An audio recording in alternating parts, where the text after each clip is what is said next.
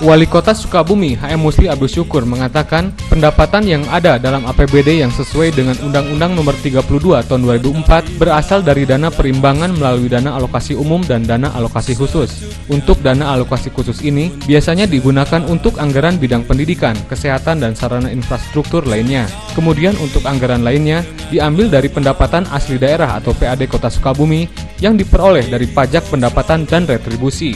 Hal tersebut dikatakan Wali Kota kepada wartawan usai mengikuti pembukaan konferensi kerja PGRI Kota Sukabumi bertempat di Aula Dinas Pendidikan Kota Sukabumi hari Selasa pagi.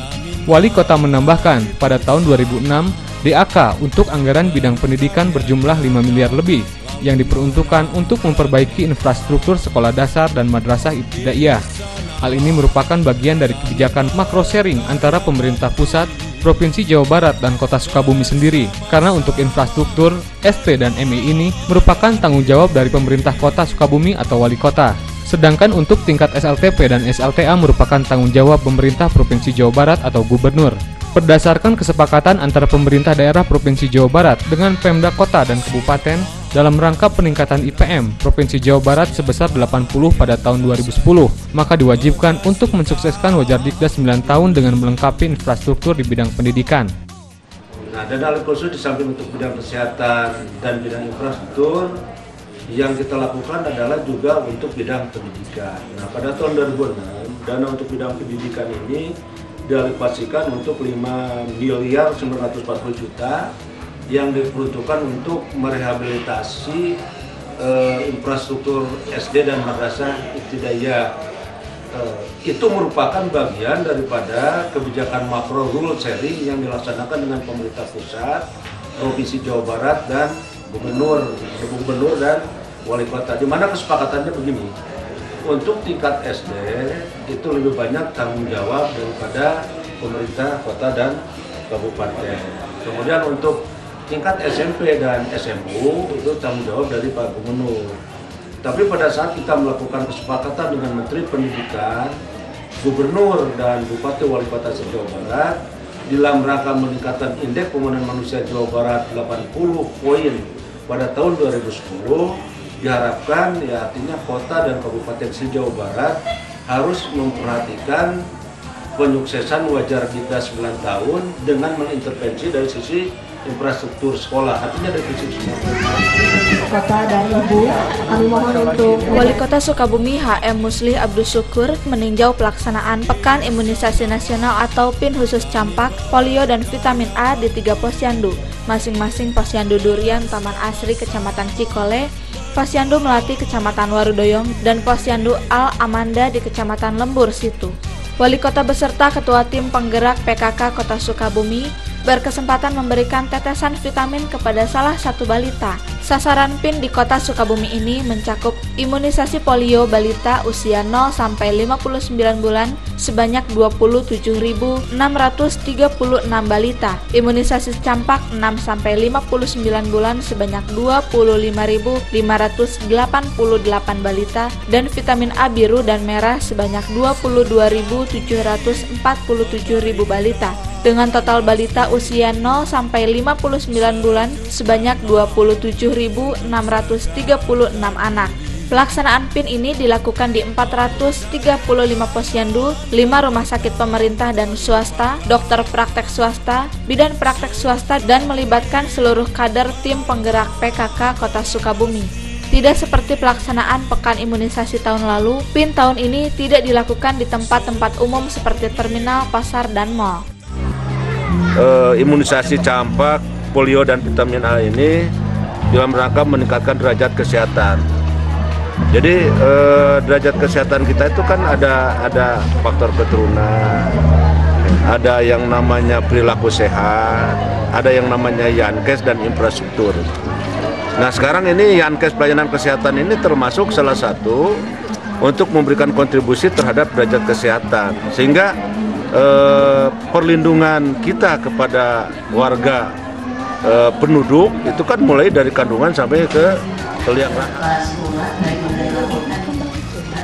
Bertempat di Oprum Pemda Kota Sukabumi, 9 anggota Dewan Perwakilan Daerah atau DPD RI yang dipimpin oleh Ishak Panumbu Lambe ini diterima oleh Wali Kota Sukabumi HM Musli Abdul Syukur, unsur Muspida dan dinas instansi terkait, serta camat sekota Sukabumi. Di ruangan ini, rombongan mendengarkan pengarahan dari Wali Kota Sukabumi tentang pandangan umum pembangunan yang dilakukan Kota Sukabumi selama ini. Rombongan DPD RI pun diberi kesempatan untuk melakukan tanya jawab dengan Wali Kota Sukabumi. Usai melakukan dengar pendapat, dilanjutkan dengan peninjauan lapangan ke beberapa sekolah seperti SD CBM Paku Jajar, Madrasah Aliyah Negeri 1 dan SD Negeri Cipanengah CBM Kota Sukabumi. Menurut Ketua Rombongan Ishak Panumbu Lambe kepada wartawan, temuan yang didapat dari Kota Sukabumi ini akan dibahas dalam rapat paripurna DPD RI bersama dengan hasil temuan anggota DPD RI lainnya yang saat ini melakukan kunjungan yang sama di beberapa daerah di Indonesia. Ternyata bahwa Sukabumi ini memainkan peranan yang penting karena telah mencapai tingkat kemajuan yang boleh menjadi kebanggaan Jawa Barat. Kami tadi mengunjungi sekolah apa namanya saya tidak terlalu ingat ya. SD CBM Paku Jajar. Ya. SD CBM Paku Jajar. CBM Paku Jajar, dan itu bagi saya sendiri luar biasa. Jadi bagaimana anak-anak itu mulai dari kecil diajar dan diajak, dibimbing, dibina untuk aktif, mandiri, dan mencapai tingkat kematangan intelektual, emosional, dan tentu spiritual yang bisa menjadikan mereka-mereka itu kelak sebagai pilar-pilar untuk pembangunan bangsa kita ini. Walaupun puncak peringatan Hari Jadi Kota Sukabumi ke-93 akan digelar awal bulan April mendatang, tetapi seluruh dinas dan instansi di kalangan Pemda Kota Sukabumi mulai berbenah diri menyambut hari yang sangat bersejarah bagi masyarakat Kota Sukabumi tersebut. Seperti yang dilakukan di lingkungan pemerintahan Pemda Kota Sukabumi sendiri, sejak awal bulan Maret, para stafnya mulai melakukan pembersihan di lingkungan kantor dan gedung melalui aksi pengecatan pagar dan dinding. Selain itu, spanduk dan umbul-umbul telah terpampang di depan kantor dan dinas instansi masing-masing. Menurut Humas HUT Kota Sukabumi, Deden Dendayasak, pihaknya terus melakukan pengecatan di setiap pagar dan tembok agar bisa terlihat indah dan rapi. Selain itu, diharapkan pada puncak perayaannya nanti dapat terlaksana dengan baik. Bahwa kegiatan pelaburan pengecatan itu dilaksanakan secara serempak di lingkungan sekretariat dan dinas instansi, termasuk pemasangan umbul-umbul dan spanduk. Itu sudah mulai dilaksanakan oleh dinas instansi yang berada di wilayah hukum pemerintah Kota Sukabumi, bahwa semuanya harus memberikan makna bagi kepentingan, karena bahwa ulang tahun Hari Jadi Kota Sukabumi 93 ini bukan hanya milik pemerintah, tapi milik segenap lapisan masyarakat Kota Sukabumi. Wali Kota Sukabumi HM Musli Abdul Syukur mengatakan, pelayanan satu pintu merupakan upaya untuk memberikan pelayanan terbaik kepada masyarakat karena dalam menerapkan pelayanan satu pintu harus melalui berbagai proses. Di Indonesia, pelayanan satu pintu ini baru pertama kali dilakukan, yaitu di Sragen, Jawa Tengah. Untuk itu, sebagai perbandingan, dalam waktu dekat Kota Sukabumi akan mengirimkan aparat ke Kota Sragen tersebut. Wali Kota menambahkan, pelayanan satu pintu ini tidak jauh berbeda dengan pelayanan satu atap. Salah satunya dari berbagai perizinan ada pada pelayanan satu atap, sedangkan pelayanan satu pintu merupakan sentralisasi dari perizinan. Hal tersebut dikatakan Wali Kota usai menghadiri pembukaan uji kompetensi bidang komputer perguruan tinggi yang kedua di Jawa Barat yang diselenggarakan oleh AMIK CBI Sukabumi, bertempat di Gedung Juang 45 Kota Sukabumi. Wali Kota menambahkan, pelayanan satu pintu juga merupakan upaya dan proses yang masih perlu dikaji dari segi legalitas menyangkut teknis pengambilan kewenangan dari dinas terkait. Bagi Wali Kota, adanya pelayanan satu pintu dan pelayanan satu atap yang terpenting adalah kecepatan dan tidak berlama-lama. Dan tentunya satu pintu ini harus melalui berbagai proses. Sementara yang sudah itu dilaksanakan di Sragen, aparat kita akan kita kirim ke Sragen. Karena pelayanan satu pintu ini sebetulnya segala sesuatu selesai, ya betul. Sama sebetulnya satu atap ya. Sebetulnya satu atap itu dari berbagai perizinan ada di satu atap. Tapi kalau satu pintu, ini alat dari dinas yang bersangkutan. Rombongan di Kota Sukabumi. Dalam peresmian gedung kantor Bank Jabar Cabang Sukabumi oleh Gubernur Jawa Barat juga dihadiri oleh Wali Kota dan Bupati Sukabumi, unsur Muspida Kota dan Kabupaten Sukabumi, pejabat dinas instansi, serta dari berbagai asosiasi pengusaha. Dalam laporannya, Direktur Utama Bank Jabar Umar Sarifuddin menjelaskan, Bank Jabar merupakan Bank Pembangunan Daerah atau BPD yang terbaik se-Indonesia.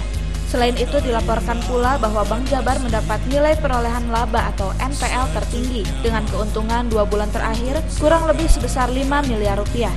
Sementara itu, Wali Kota Sukabumi Muslih Abdul Syukur dalam sambutannya menjelaskan dengan dibangunnya gedung baru Bank Jabar ini diharapkan akan menciptakan iklim investasi di Sukabumi yang kondusif dengan standar pelayanan minimal.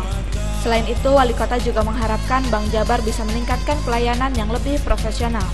Pada kesempatan itu pula, Bank Jabar memberikan santunan kepada kaum duafa di sekitar kantor Bank Jabar, 5 pondok pesantren, 4 masjid, dan 2 panti asuhan, dengan total bantuan sebesar sebanyak 32 pebiliar putri nasional mengikuti kejuaraan biliar khusus putri kedua yang diselenggarakan oleh pengurus daerah biliar Kota Sukabumi yang berlangsung selama 2 hari, yaitu dari tanggal 16 sampai dengan 18 Maret 2007.